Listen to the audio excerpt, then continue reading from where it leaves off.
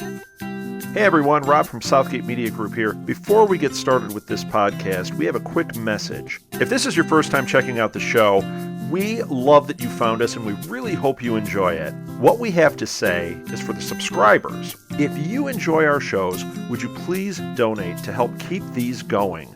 We don't want to have to put traditional ads on these shows, but this does cost money. So we really do rely heavily on donations. To make a donation to the show, please go to our website, www.southgatemediagroup.com. Go to the page for the show, and in the upper right-hand corner is a donate button. It takes you right to PayPal, and you can donate whatever amount you want. Thanks a lot for listening, everybody. And now, on with the show. Use your powers for evil. Your evil is mine.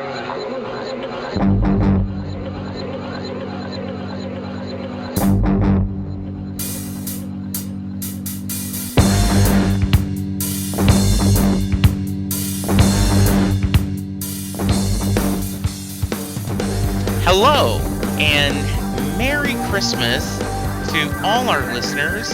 And I know it's after Christmas, but we are in a Christmas mood because Charles and I are here to talk about last Christmas, the 2014 Doctor Who Christmas special. And so we are in a very festive holiday mood. How you doing today, Charles? I'm good, Jesse, and happy holidays to everybody out there in time and space.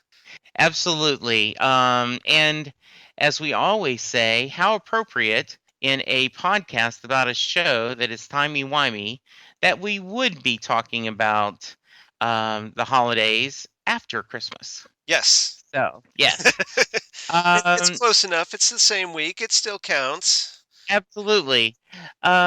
So, Charles, did Santa bring you any fun, geeky gifts that you want to share with our listeners? Well, let's see. Santa Lori, as I call Santa, meaning my significant other wife. She got me the 12th Doctor's sonic screwdriver, which is very Ooh, cool. very nice. Got some more Doctor Who bookmarks from Barnes & Noble. Mm-hmm. And let's see, this isn't Doctor Who, but she picked up like a Walking Dead board game, which is pretty cool. It's like one of those it's almost like a card game, but it's like a tabletop thing. So it's geeky. So I thought that might count, but based on Ooh, on the Walking Dead. yeah, that's very cool. And then in addition to the wonderful throw that I got from you, so Oh, really? Wow. yeah, Santa Jesse came through. Well, that might be because we didn't know that certain hosts were exchanging gifts, and I got a very lovely surprise Yes. from my cohort in crime that had many, many cool gifts in it. That's no big deal. Like I said, Yeah. they're just lying around the fortress down here. Okay. But yeah, I hope you enjoyed the David Tennant audio, if nothing else. Yeah, it was very cool. So, and anything else? Well, just another throw that Santa Lori got me for nice. which is so I have two now, so which is good because now when one's in the wash, I have another one. Now they're completely different, so it's not the same throw, which is good. But it's another TARDIS, but it's just the TARDIS. Yours, of course, said has wibbly wobbly timey wimey on it, which is very cool. Yes. And then in addition to the oh so stylish Weeping Angel socks, Mm-hmm. so just a wee bit geeky there. But Yeah, absolutely. so Good. how about you? What did you get? Well, for Christmas? yes, Linda, Santa Linda and Santa Chris Jackson. Mm-hmm. And by the way, in the drinking game that we are working on, that would mean take a drink. Um, Already ahead of you. yes. Actually went all out on geekiness. They got me a Doctor Who little calendar. Doctor Who: The Vault: Treasures from the First 50 Years. Excellent book. I have that myself. Yeah, the hardback. It looks really good. It's great. I got Firefly Clue Game, Ooh. which I am just so dying to play. Yeah. It's Who Attacked River, and so the basic clue is who killed the character and what room and what was the weapon. Well, this is Who Attacked River, Okay. and in what part of the universe and with what weapon. So it looks really, really cool So to River play gets with. so River gets it every time.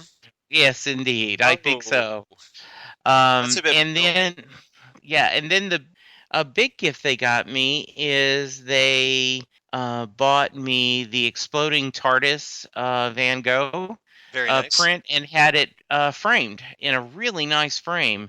So it's going to look really good in either my office or in the house. Linda said it's attractive enough she would even let me put it in the house. Very nice. So yeah, so that was Go for the house. Go for the house. exactly. And then another gift. This is the second year in a row. I talked about this. Um, Chris Jackson, and for those of you who wonder, just we have gotten the habit of calling our son Chris by his full name, CJ. This is the second year in a row he watched the Christmas special with me. And as we discuss the episode, I'm going to throw in a few of his thoughts Okay. that were very interesting. Well, hopefully hopefully you enjoyed it. Yes, he did. Oh, good. Which I give us a pretty good transition. What are your quick thoughts on Last Christmas? Quick thoughts are that I enjoyed this one. Last year we had The Time of the Doctor, and I was a little let down by that one. I thought for a final story, especially for Matt Smith's Doctor, that it kind of was on the weak side for the most part. It had a good and a great ending, but yeah, the episode itself and the storyline I thought was just a complete jumbled mess in a lot of ways for me. So this one is a little bit more, it's a little simpler, pretty straightforward, which borrows a lot from various sci-fi classics across the decades. So I kind of appreciated that, and I love the fact that, if nothing else, this was the first Christmas special that I think that ever for Doctor Who that was actually a little bit scary, and I was very appreciative of that. Yeah, I really liked it a lot. It isn't my favorite Christmas special, but we're going to talk about at the end of the episodes. We're going to go over a little bit, but I do agree with you. It was a really good episode, and you have to know that I'm going to grave on a curb because you haven't had Doctor Who in a while. It is on Christmas Day, so there is that specialness of you've spent the day with friends and family, and you've opened presents, and you've eaten good food, and I hope, my wish is that everyone had a wonderful day, but and then kind of you get that post. As a kid, you get that post-Christmas letdown where, you've opened all your presents and, and it's kind of like, well, everyone's gone home and you're sitting there that night going, oh, well, it's over. But since this modern era, you have that little final present on Christmas Day to open. It's like that special present just for you. Yes. And and how you joke about, well, maybe you're going to find a present that there was something in the very toe of your stocking you didn't notice the first time, or buried under the tree somewhere as a last minute present. And in this one, good or bad, great, average, you're getting it feels like a bonus episode of The Doctor. Yeah. And so therefore I tend to, even when it's a weak episode, you just love it a little bit because it feels, in Louisiana they have a Cajun word called lagniappe, which is Okay. a little something extra. Yeah. And this feels like lagniappe. Just a little Christmas bonus. Yep. So I totally agree with that. It's like, for a Doctor Who fan, what better present to get on Christmas Day than a brand new episode of Doctor Who? Whether it's good or not, it's a new episode of Doctor Who. So that right, that exactly. alone makes it, special. Mhm. So I totally agree. Yeah. So Charles, had you had any expectations going into this show episode? We haven't talked too much about it on the podcast. We saw that Nick Frost was going Yep. to play Santa. We saw a little bit. By the way, in some interview Moffat gave, he said that Nick Frost should be Santa's, secret identity name much better than Kris Kringle. Yeah. And since he said that, I'm like, he's right. Hmm. St. Nicholas Yeah. Frost, that Yep. is just a perfect, Yep. Santa alias. Is there a better actor that could have played, Santa Claus than a guy named Nick Frost? Yes. It's right there. It's like Yes. he's destined to be Santa. Yes. Um, and it was so I was interested how they were going to put Santa in it.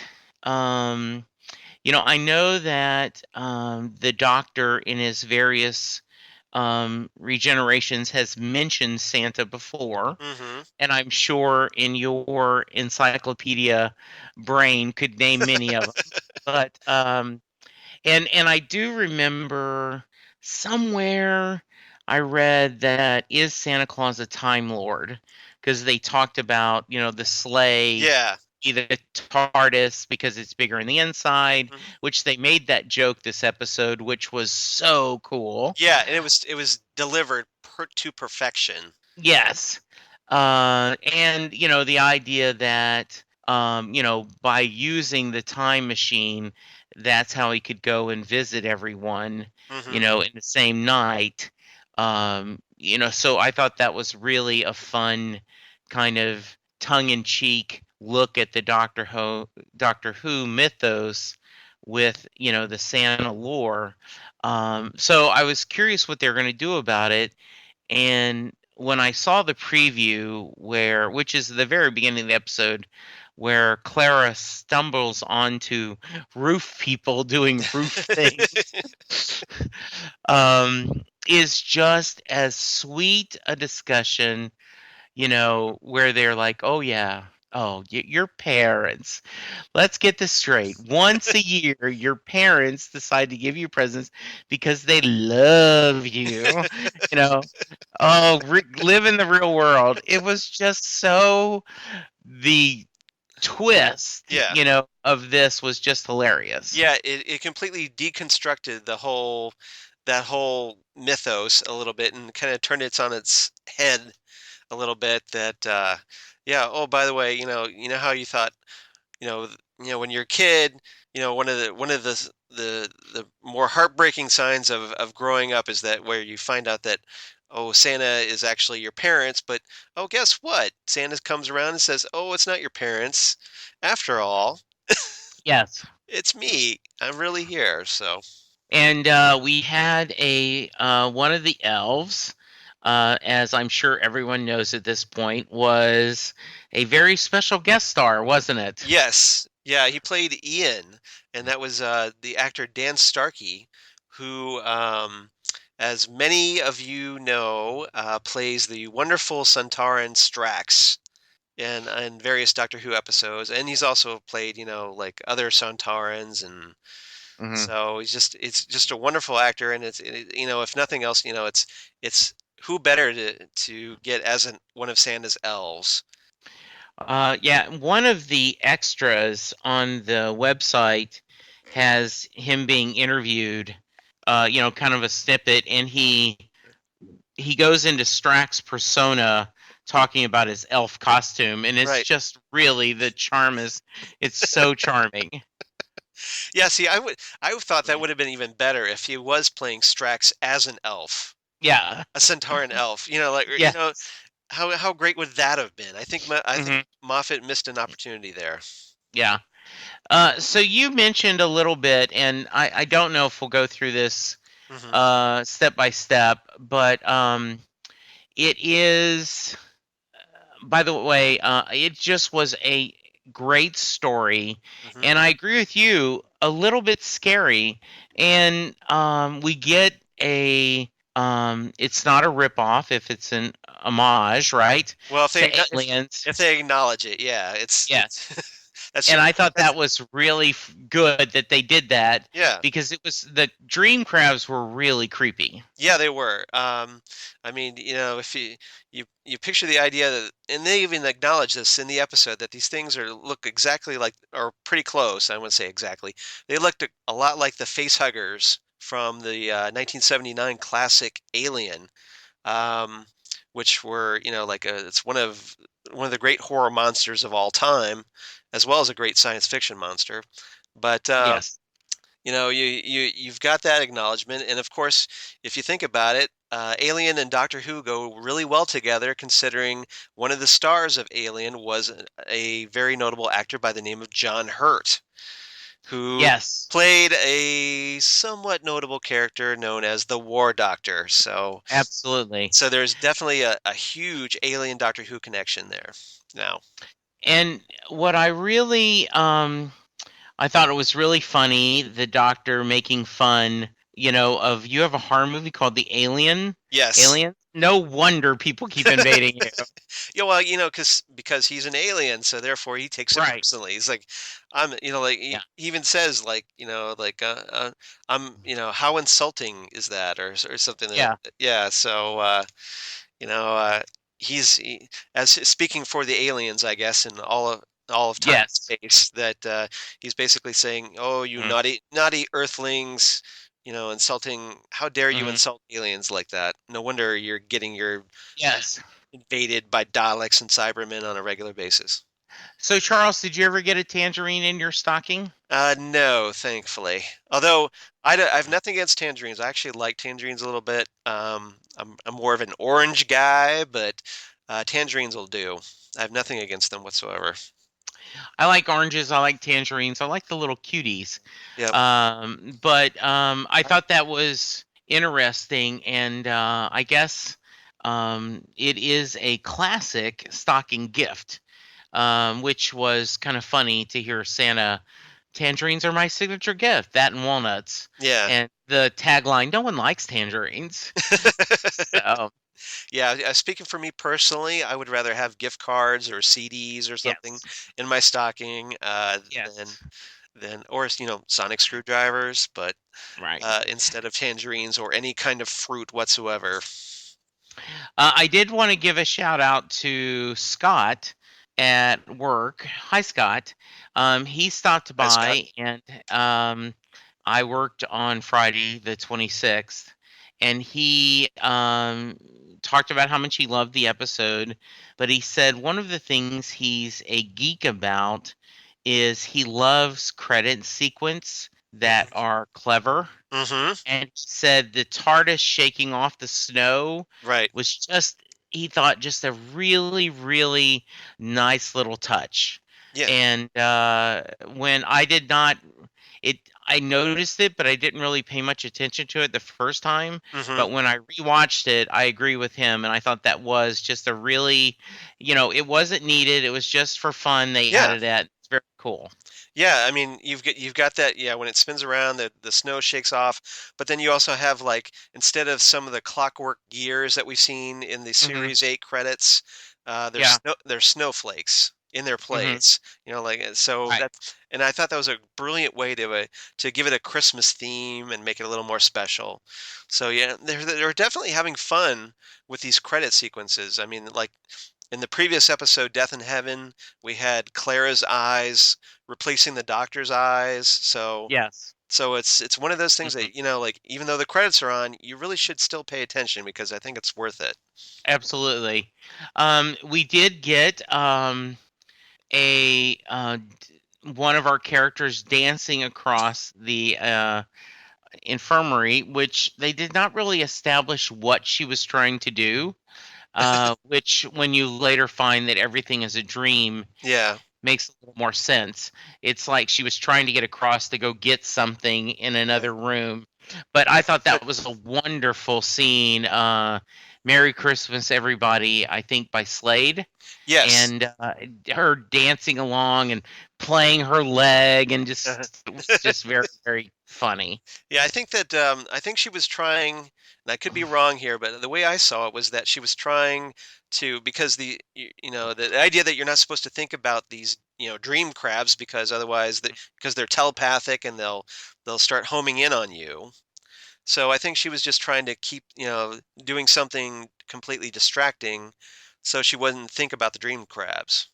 But But I agree. I just didn't know why she had to get past them. yeah, I think Yeah, so I think maybe it was an experiment. I don't know, okay. All right. but you notice that song by Mhm. Slade? It's featured in quite a number of Doctor Who episodes over the years. I did not know that. What Yeah, other episodes has it been uh, in? it has been in. Let's run down the list: The Christmas Invasion, Okay. The Runaway Bride, Okay. Turn Left, The End of Time, and The Power of Three. So it's kind of a Huh. so it's apparently a nice Doctor Who tradition that it's slowly evolving to use that song. So it would almost be the official Doctor Who Christmas song, Christmas Carol. apparently. Uh, Yeah. I I will have to try to look that up and see why.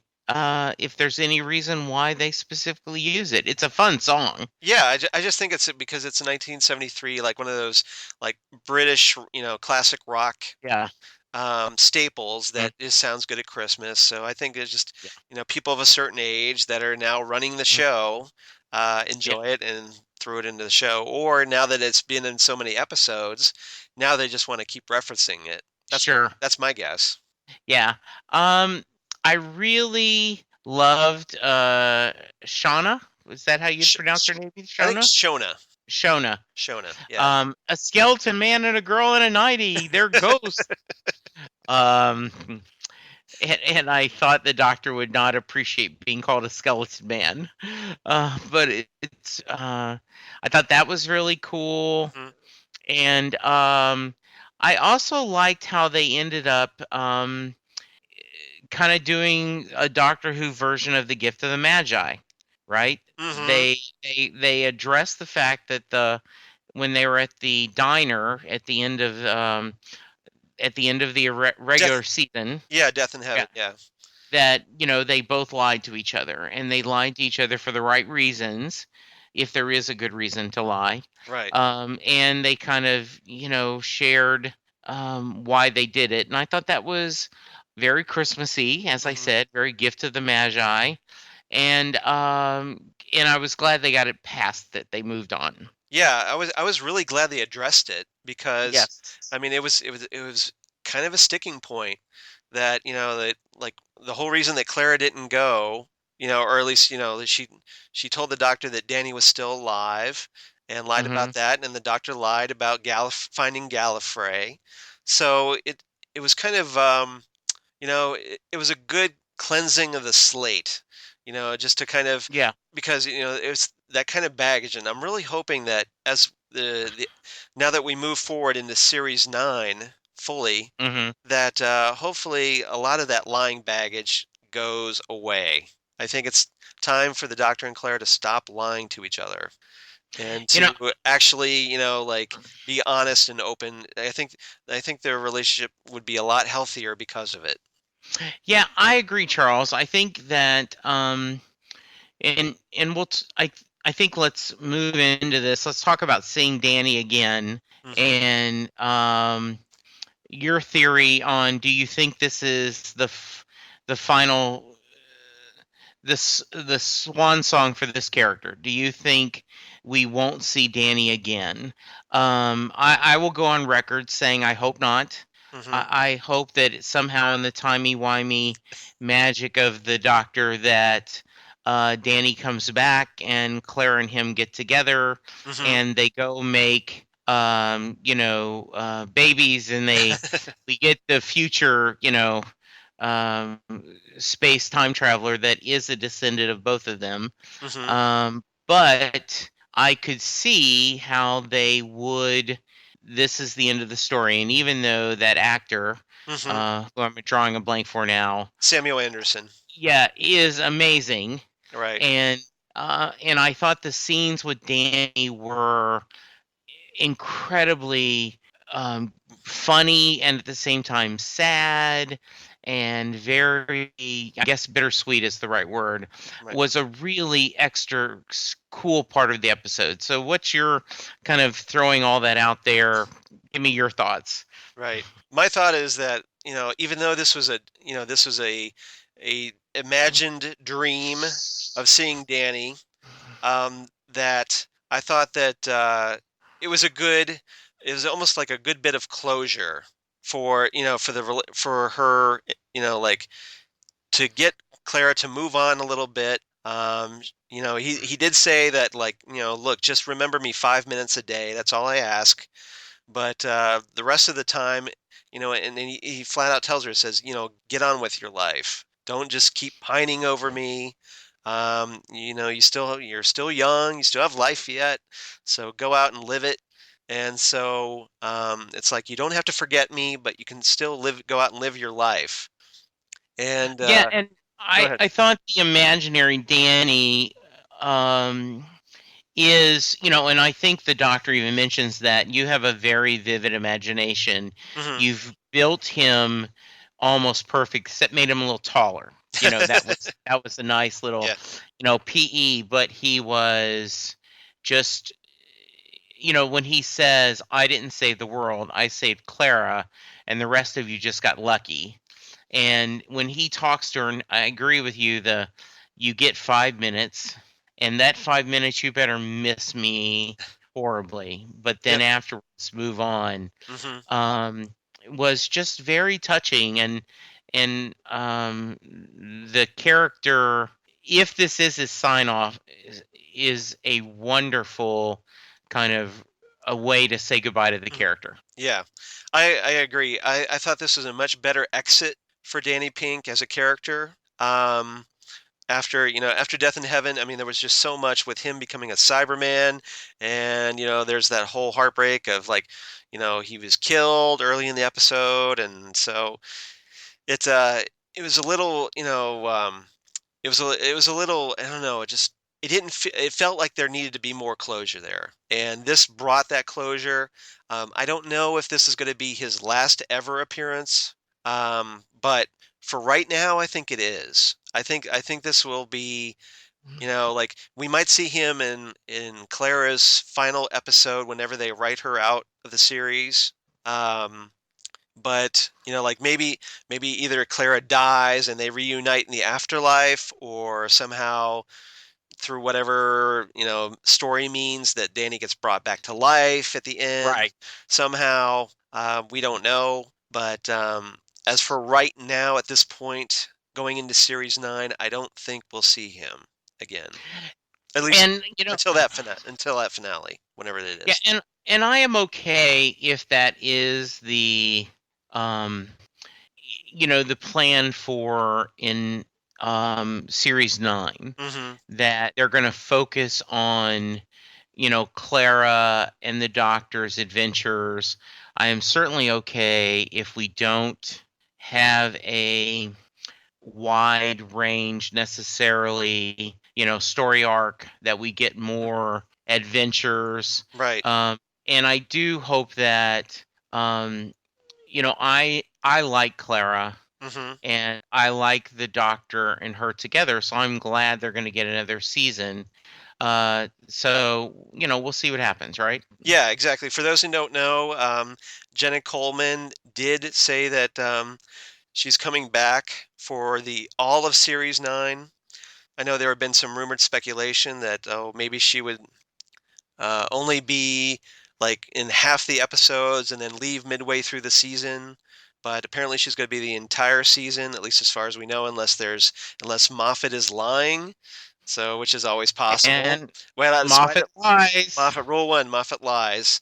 So Yes. yeah, so I don't want to totally say that that's absolutely going to happen, because but based on what we've been officially told, that's what's going to happen. So, you know, they always got to have that little bit of like maybe that 2% of uncertainty that Yeah. you know, it could, you know, go completely different. But as far as we know, she is going to be in all of Series 9. So maybe that with giving her a little bit of closure as far as Danny, her relationship with Danny goes, Hmm. this will allow her to like maybe go off and, you know, like it won't feel so, you know, awkward if like cute guys flirt with her a little bit. Yeah. I mean, I don't know if anything will actually come of it, but you know, like for the space of an episode, she can at least, you know, there might, you know, just be a little bit of flirting going on, so Hmm.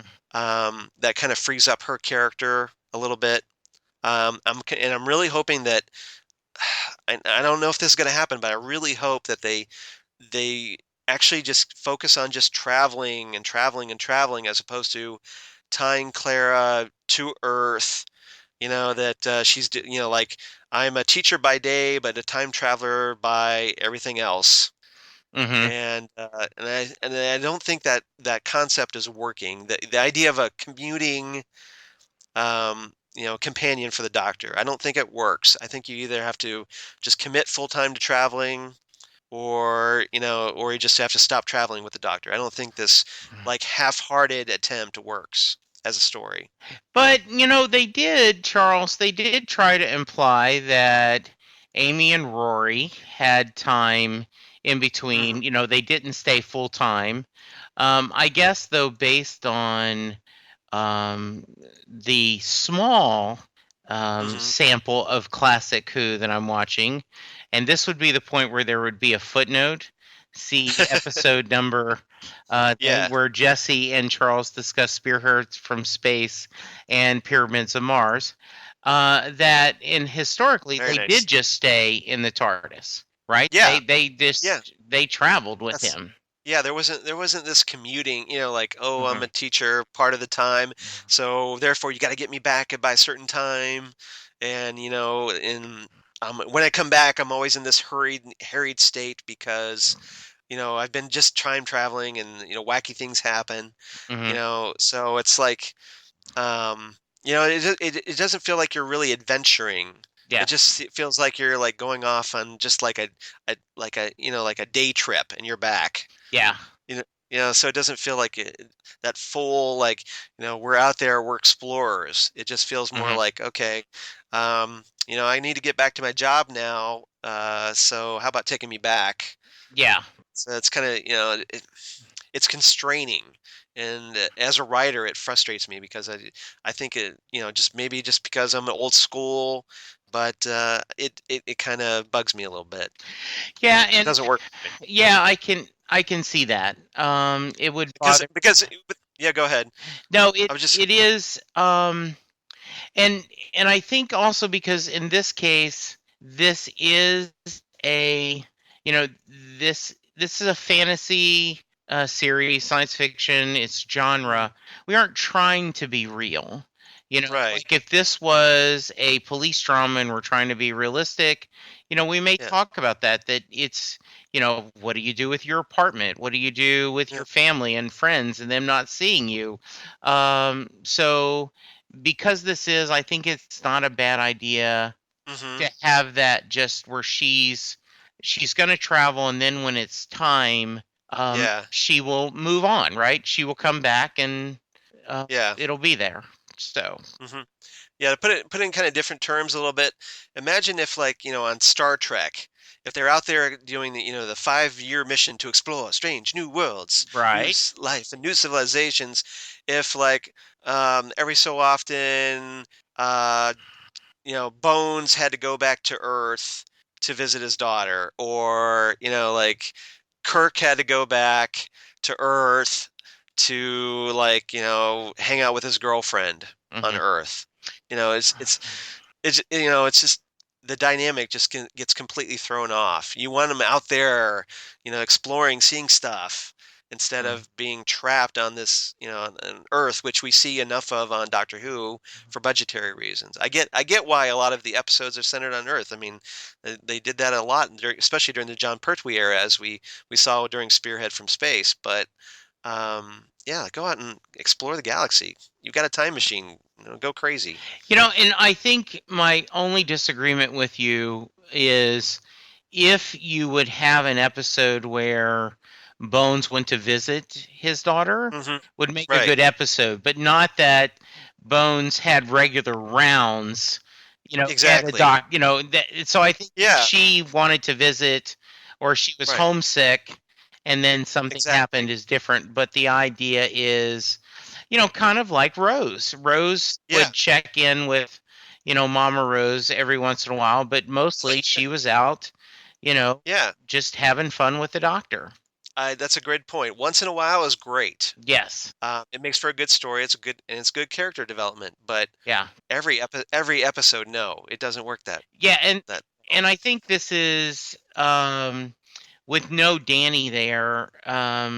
Hmm. And I think also the doctor said, I don't get many chances, second chances. And so, the premise is that somehow and someone, cue the tangerine on the ground, gives Yeah. them the idea that, this is, let's keep her, let's go enjoy life with Clara. Yeah. Yeah. Exactly. Um, we let's see. I did understand why Clara didn't want to leave. Hmm. I just truly can see why she would say no. I mean, what do I have? What is my real life? Where Right. do I go back? And here I'm with, the love of my life, and we're together. Um, there is boy, I wish I could remember the title, but Neil Gaiman wrote a Hmm. wonderful short story with that same premise. I'll try to find the story and tweet it out, but where he had an imaginary life. This character, it was a tie-in to some kind of movie, and his in the dream life it lasts for 20 or 30 years, and it was only 20 minutes in real life, but he had a Okay. happy life in that.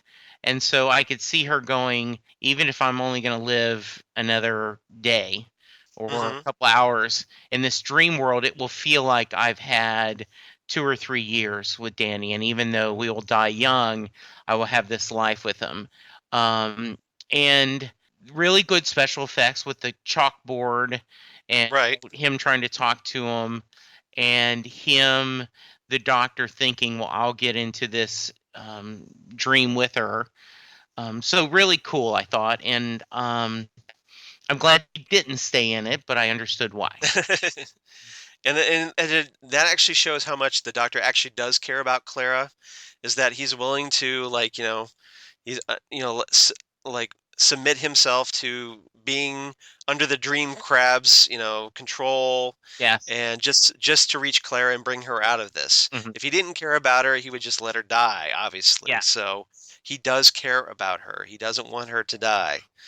And of course, but what happens when they do wake up, and those dream crabs crumble to dust.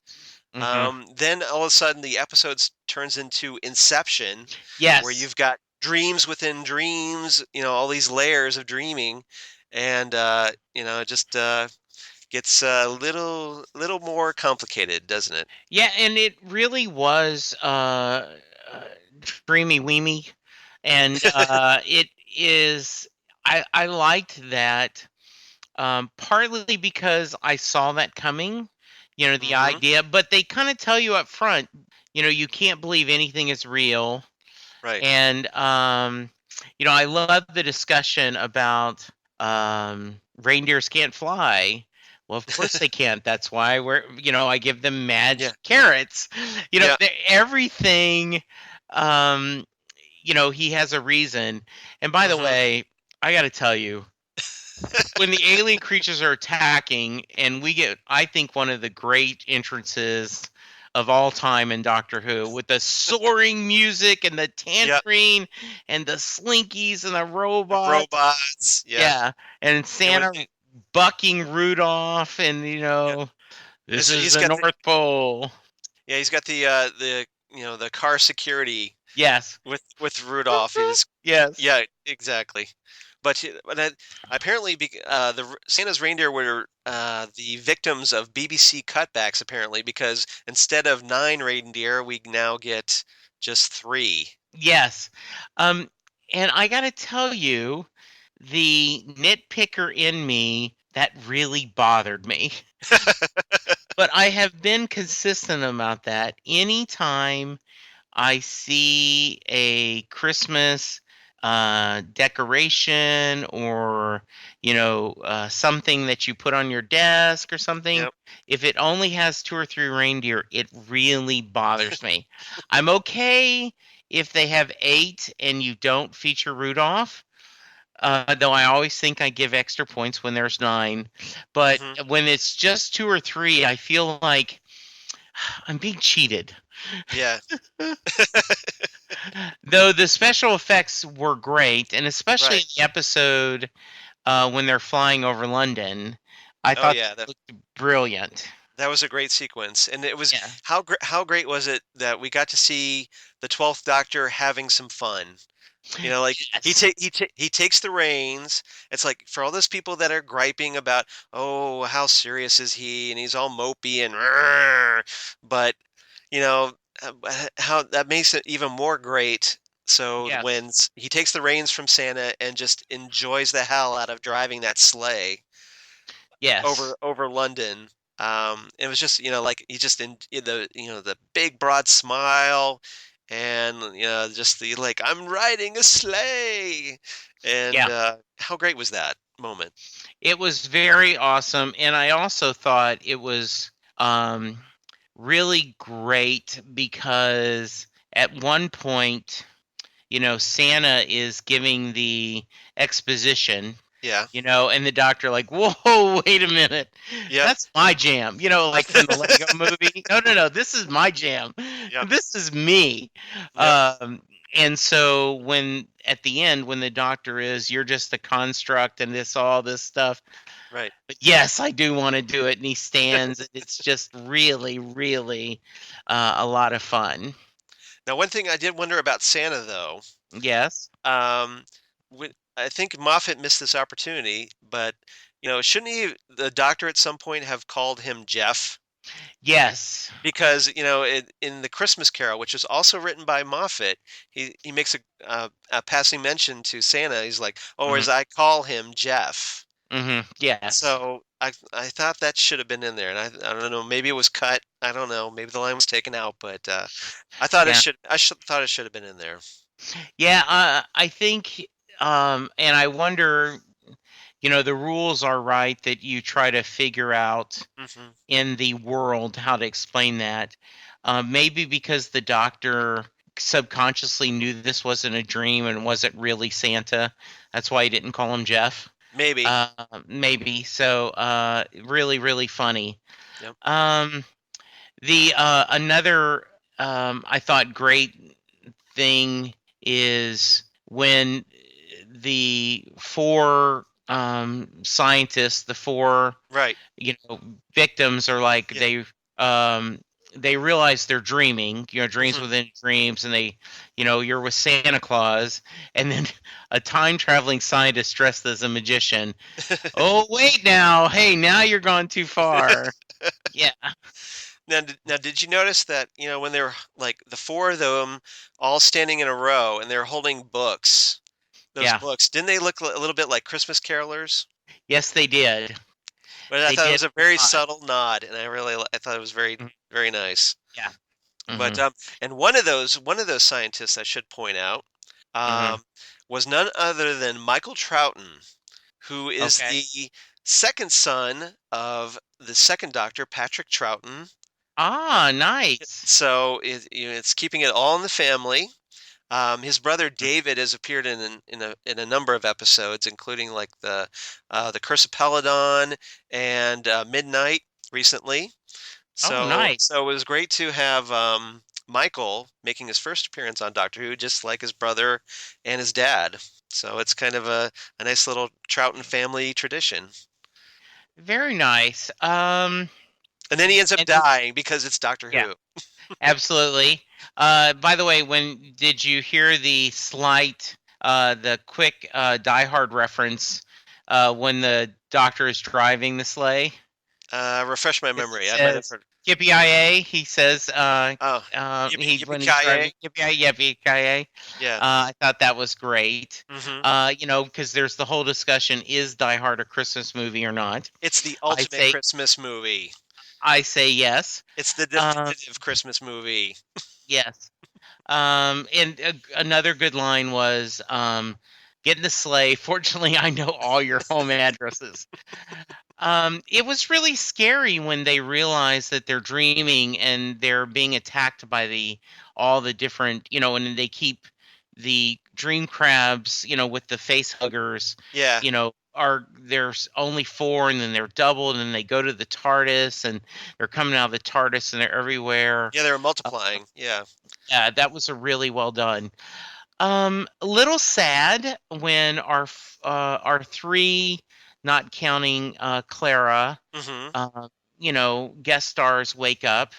Um, you know, Bellows wakes up and she's in a wheelchair and she looks really shocked. That was depressing. Uh, yeah, but she is there with her grandchildren. Right.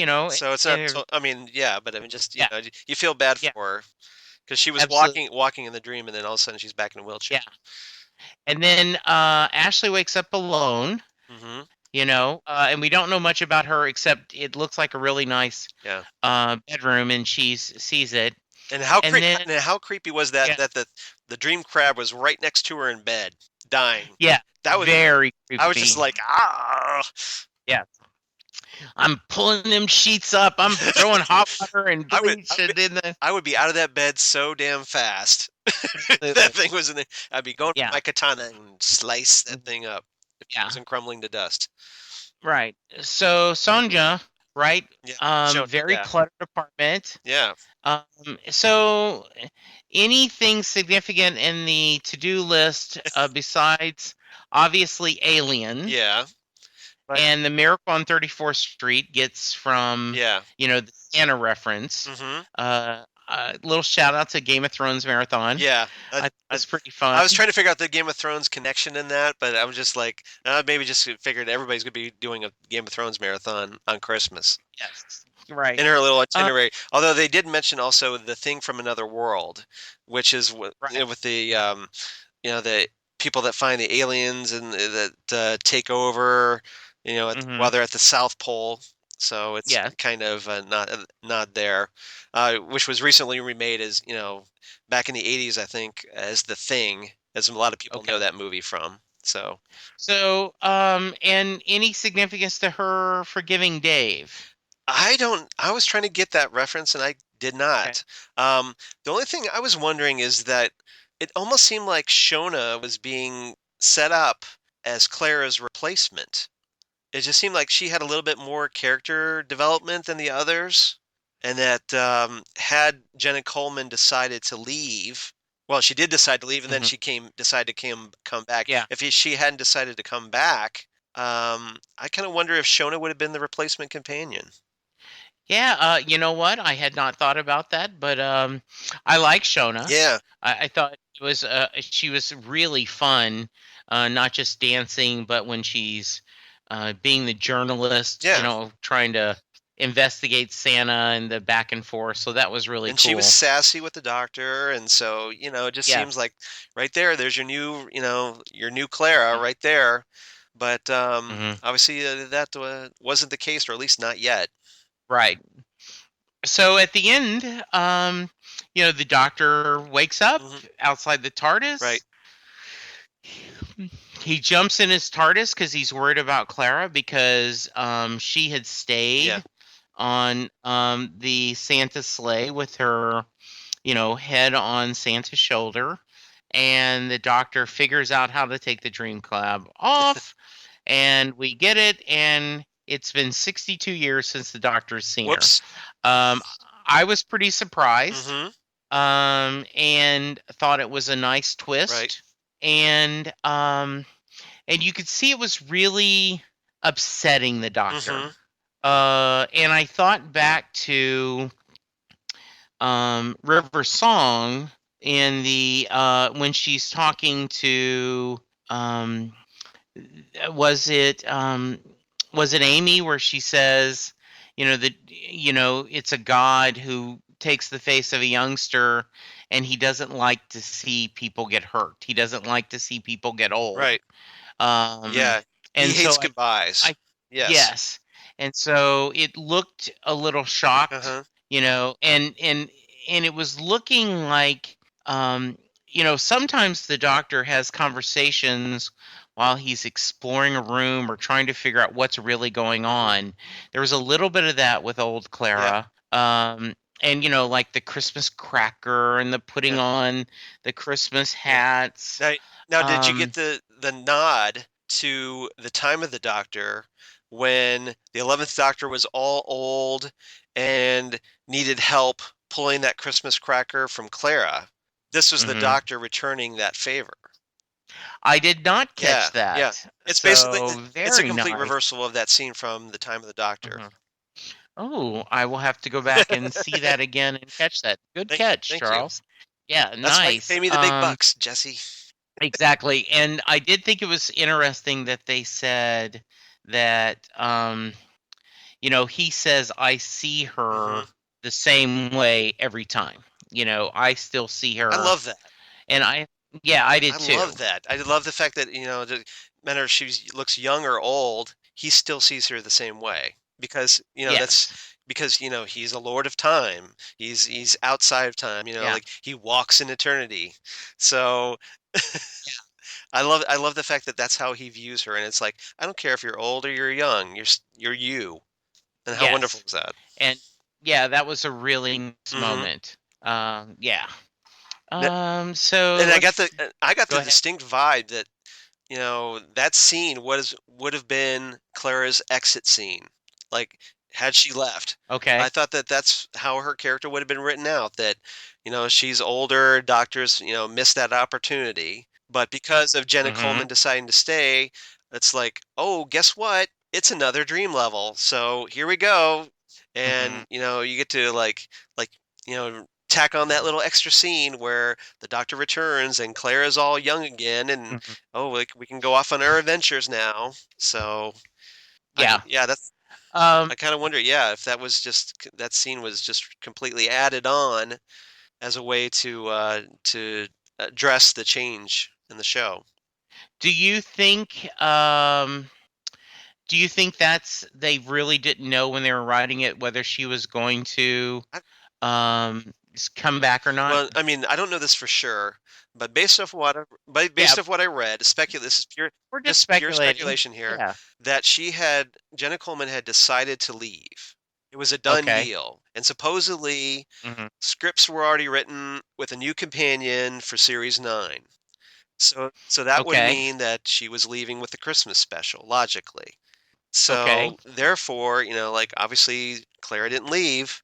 So either that was complete misdirection, or that yeah, Hmm. it's like, well, because I mean that final scene where, like the doctor decides, oh, like wakes up at the Yeah. very last, and presumably back in the really real world after Yes. all these levels of dreaming, that and then, oh yeah, Clara's young again, so everything's we get our happy ending after all. So yeah, it just feels like that was, that just kind of, worked in, so that and supposedly Jenna Coleman, like Moffat has had to rewrite scripts so that yeah, Oh, so that for Clara to stay, supposedly. This is out of the rumor okay. mill, so take it for what you will. Yeah, I'm glad she's coming back. And but it did not feel totally tacked on. I thought it was just one last, you know, Last twist. reveal upon a real, Yeah. real 12. Yes, yeah, It yeah. could have And I been. did It could have like, been. I'm just, like I said, just speculating. yeah, yeah. And I did like Santa showing up, saying Yeah. "wakey, wakey." Um, yeah, I just got to say, I thought Nick Frost was Yeah. just He is amazing in great. this And thing. like Yeah. I've been a fan of the actor for years because I got to know my first exposure to him was in Shaun of the Dead with Simon Yes. Pegg, who fans may remember from the Doctor Who episode The Long Game back in 2005, as the editor. Yes. And then, but he's also like, they're more famous, Simon Pegg and Nick Frost, from the Edgar Wright trilogy, the Cornetto trilogy of films, Shaun of the Dead, Hot Mm-hmm. Fuzz, and The World's End. So, Right. so I was really glad to see it. And then Nick Frost and Simon Pegg were also on this BBC series called Spaced, which is about an absolute must for any sci-fi, geeky, Lord of the Rings, you name it, fans. Uh, I Right. highly recommend you check out Spaced, because if you enjoy that kind of stuff and you love those little like in-joke nods about geeky things, you will totally love that series. Yeah. It was very good. So what did we forget to That's a talk good about? question. We talked about Santa's, the bigger on the inside sleigh. We talked about that. Okay. Yes. Let's see. Santa was, we find out that Santa was actually everybody's subconscious, telling them to wake up. Right. Let's see. They did not do a very good job of explaining, the doctor says you guys were all collateral Yeah. damage, but they didn't really explain, like, okay, I understood how if they found the doctor and then through the doctor they found Clara, but how would they have gotten the other Right. 4? Yeah, that's a good point. Okay. It wasn't just you that thought of. Yeah, I Yeah. thought that was a little weird too. But and then of course, we've got that little tangerine on Clara's windowsill as the episode ends. So it's like, guess what? Santa's really real after all. Yes. Unless this is another level of dreaming, and Series 9 is a Right. complete dream. But Yes. Very Inception, right? yeah, exactly. Yeah, their ending. Yeah. Yes. Very Sorry. nice. So, Charles, this is going to be really hard, Yeah. and I think we are going to give ourselves a Christmas present by not making us say only one favorite line. All right. So, Go we ahead. have not talked before, so we may have some duplicates. Okay, go ahead. So, I'll let you go first. I'm going to give you a couple, and then I ended up getting 5 that I could not separate. Okay. So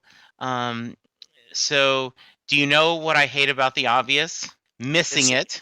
Yep. I love that line.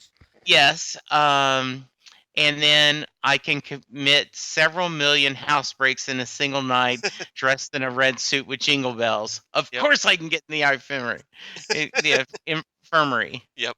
That was good. We already mentioned that lovely, there's a horror movie called Alien. That's offensive. Yeah. No wonder you keep being invaded. So we mentioned that one. Right. But my other favorite one from this episode was, the problem in telling fantasy and reality apart? They're both ridiculous. Yes. I love congratulations. That means you aren't an idiot, which is very in tune with our, we just talked Pyramids of Mars, where he says, I understand. And, the doctor says, I know you don't, but, thanks for trying. And I thought, Clara, I've always believed in Santa Claus. He just looks a little different to me, was sweet. And I think, and I think if I had to pick one favorite, it's you're a dream who's trying to save us. And he says, sweetheart, I'm Santa Claus. I think you just defined me. Yeah, that's good. It was very good. So, very well written episode. And I thought it, one of the things I love about the Christmas specials is how I like the Christmas special to be a little bit of Christmas in them. And so this was definitely with Santa. Well, good. Good. How about your rank? My ranking is, I give it, this wasn't my favorite of the Christmas specials, but it certainly wasn't my least favorite. I really enjoyed this episode. So I'm going to give it 8.5 out of 10 dream crabs. Okay, so I almost went with tangerines, but I figured you were going to go with tangerines. Ha. So I said 9 age inappropriate guns. Okay. Nice. Because I love that. That's just a balloon animal. Yep. Yes. Well, that's a toy gun. Yes, but at least it's inappropriate, so it's dangerous. Trying to imply that it's dangerous. Yeah. Uh so do you have a reverse the polarity for us? I do. I think it should be a pretty obvious one, if Okay. especially for new Who fans like yourself. Yes. Because I'm going to go back to just a short jump to 2010 with the Series 5 episode Amy's Choice by Simon Okay. Nye. Okay. This featured, this is basically the episode starts in like a dream world. Sound familiar? Where Amy's like, she's all preggers and she's got Rory as her husband and they're in Upper Leavenworth and in 2015, supposedly 5 years after they've traveled with the doctor. Yeah. And then, like all of a sudden, and then, like they wake up and they're on the floor of the TARDIS, which is approaching a cold star. So it's like, so they get this dilemma of like, okay, which world is the dream world and which world is the real one? So, and then you've got, you've got the Dream Lord being a manifestation of the Doctor's personality. So I kind of thought that, well, it's almost like his subconscious in this case, which is personified by Santa Claus. But so you've basically got this dilemma of, like, well, what's real? It's basically like, okay, which one is the reality? Or, like if I wake up, am I really in the reality now or am I still dreaming? So for that reason, I thought that Amy's Choice works perfectly if you've enjoyed this episode. That is a very excellent reverse the polarity, and it's not another Christmas episode. Exactly. So I was like, very well done, Charles. Thank you. Yeah, I could have picked any number of Christmas specials, but I thought Amy's Choice worked better. So we are going long, but we're gonna go a little bit further. Just a week. Do you have a favorite Christmas special? I could list all of mine from favorite to least favorite if you want. Go for it, Charles. Okay. I did not do that much work, but I think that is awesome. Okay. So this is just my list. So if you don't agree, you're perfectly entitled. This is my disclaimer that don't take it personally if I don't like your favorite episode of all time. Yeah. So okay. Your mileage may vary. Exactly. It's time is relative, people. So and so is this list. So yeah. Okay. So my favorite all time is A Christmas Carol. Which the 11th Doctor classic. Stop you right there. Yeah. That's my favorite episode. It's just it's beautifully done. It's perfection. It is so beautifully done. You get Matt Smith talking to the young boy, and then the joy at the end, even though she's going to die. There's a little bit of heartbreak, but it is. It's just you've got the Doctor. Like. Who else but Stephen Moffat could have like a Time Lord driving, like a carriage led by sharks in the air, and in Christmas, like how all that tying together. So absolutely, how amazing is that episode? But then, go ahead. So I know that just recently, I think that the Christmas Invasion was the highest rated. Right. Right. But I just knew. I didn't think you would pick the Christmas Carol. Oh yeah. So very cool. Go ahead. All right. So go ahead. So obviously then now my second favorite is the Christmas Invasion. Okay. Because we get that great introduction to the 10th Doctor. And the Sycorax, who I really want to see back because I just think they're, Sycorax strong, Sycorax rock. I want to see them. Yes. I want to see them back, and who doesn't love a little bit of blood control? Come on. Okay. And then I'm a little torn because I'm a little torn between this episode, Last Christmas, okay, and the Snowmen as I'm Okay. a little split. I'm not sure which one I like more as the third favorite, so I'm gonna put them Okay. on the same level for right now.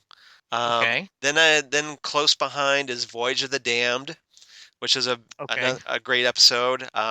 Great if you love old classic disaster movies like The Towering Inferno. Um, Right. and then I would choose The Next Doctor. That is one of my favorites. I love the idea that the doctor thinks Mm, this is a future right, right. version of him, and the reveal it isn't.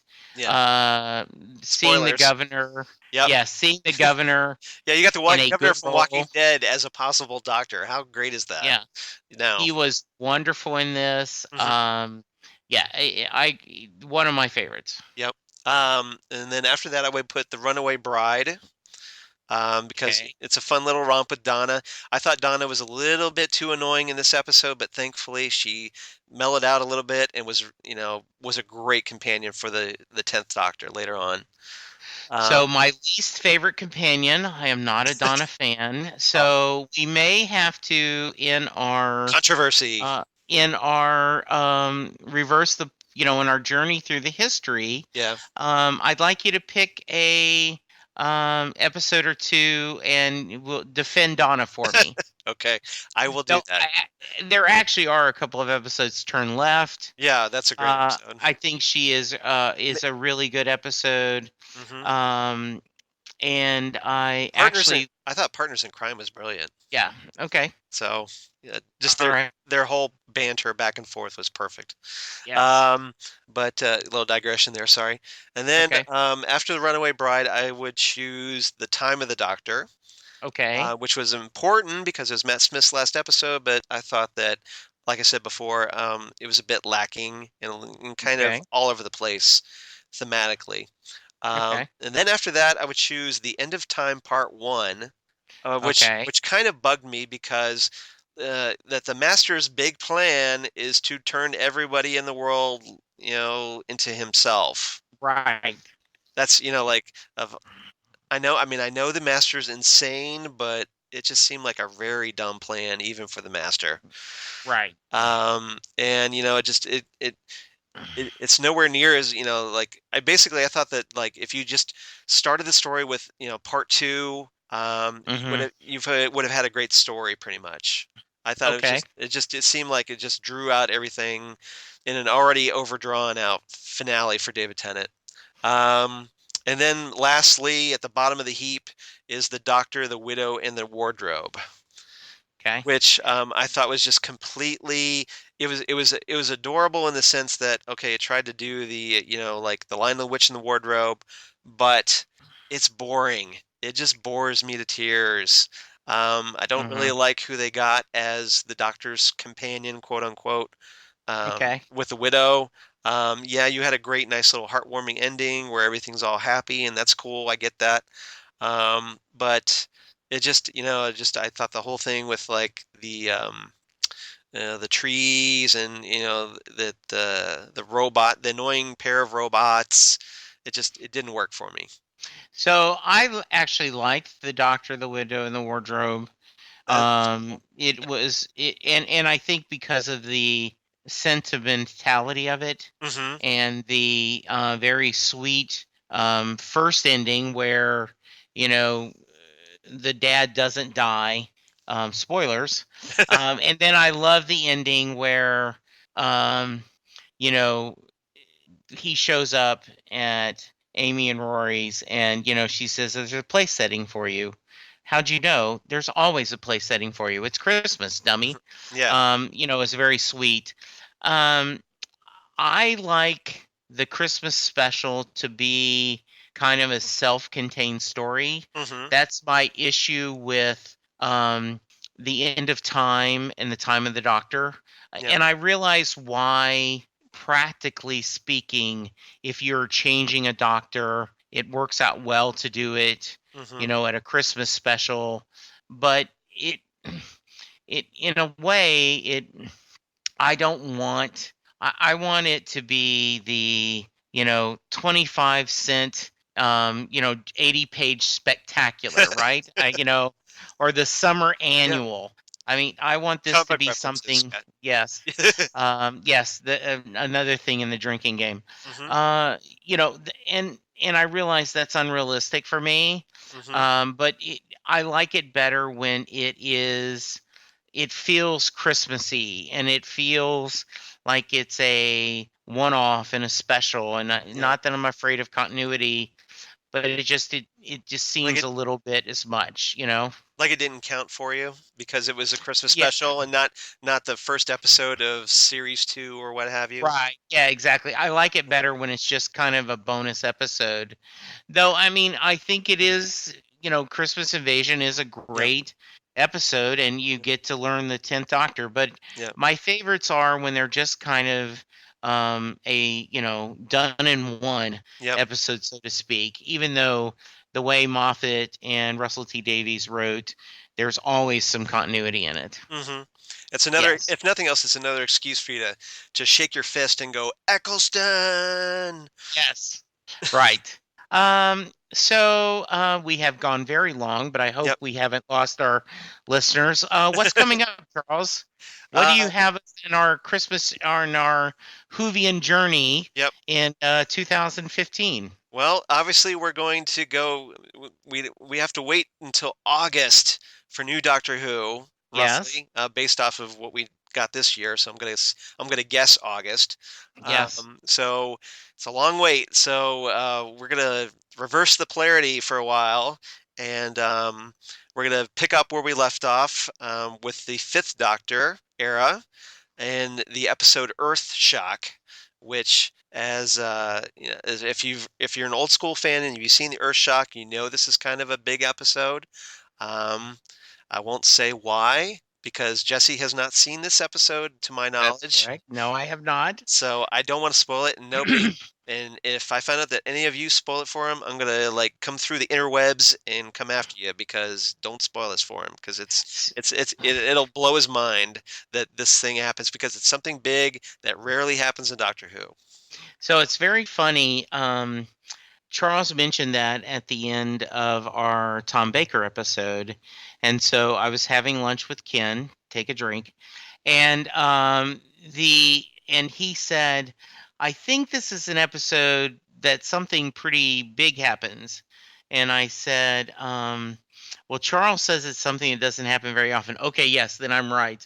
He said, you will enjoy this one. And we are trying to get Wendy Hembrook from Tuning Into Sci-Fi TV to join us in this discussion. She loves talking Doctor Who. She's a fan of our podcast. And Yay!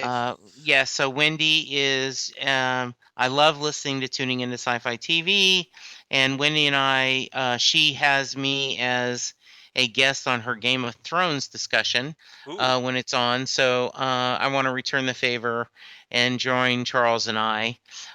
So if you are interested, if you have an episode you'd love for us to watch, and if you'd like to join us to discuss, let us know. Charles, how can we reach you? I'm all over the internet. I'm on the Twitter machine, as our fellow podcaster Karen Lindsay likes to say. And then I'm on Facebook. I'm on the Instagram. I'm on the Google Plus for all you crazy kids on the Google Plus, and I'm on my blog of geeky things, damn good coffee and hot. So please come check us out, and also be sure to check out Next Stop Everywhere on Twitter and on Facebook, guys. Absolutely. We are over 100 likes, but we'd like to get more. Oh yeah. We have not received a new rating or review on iTunes. So I'd love for you guys to give us a little bit of love on iTunes to help us find. The 51st anniversary episode got a lot of downloads, Charles. Oh, did it? People seem to really like that one. So that's good. What a great idea. Yes. Yes, thank you, Charles. I am at JWJ170104, and I am on Facebook, Jesse Jackson in Louisville, Texas. And we do have our Next Stop Everywhere Facebook page and on Twitter, and we would love to hear from you guys. This was just, as we said, it was just a really fun Christmas episode. They've set the table for the next series that, as you write, it will probably come this summer. It does seem weird that we've been talking Doctor Who since August, isn't it? Not weird at all. I've had a ball talking Doctor Who with you, and I hope you feel the same way. I absolutely. We're going to get sentimental for a minute, folks. So, head if you don't want to hear us gush, but because we're manly men who yes, we are. gush, But apparently. I have loved. I have loved sitting and talking, every episode with you and discussing just what we love and what we dislike and just the theories. And it has been a joy to us to do this podcast. It helps me to love the Doctor even more. And it also gives Charles and I a chance to catch up once a week or every 2 weeks, depending on it, which is nice because we have been friends a long time, but since he's in Ohio and I'm in Texas, we don't get to talk as much as we like to, and this gives us an excuse to visit and talk, right? Absolutely, but you don't need any excuse as far as I'm concerned. We can talk anytime you want. Yes. But when we're talking Doctor Who, it's even better. So it is. Billy Piper is going to be in Dallas in February, and so lucky. Yes, I am hoping to tape that panel. We have a couple other panels that have recorded that should be on our feed shortly. But for now, I want to tell everyone, keep hope alive. And there's no point in being grown up if you can't be childish sometimes. Tom Baker quote, one of my favorites. Happy holiday season. We'll see you in 2015, guys. Yes, indeed. Bye. Bye.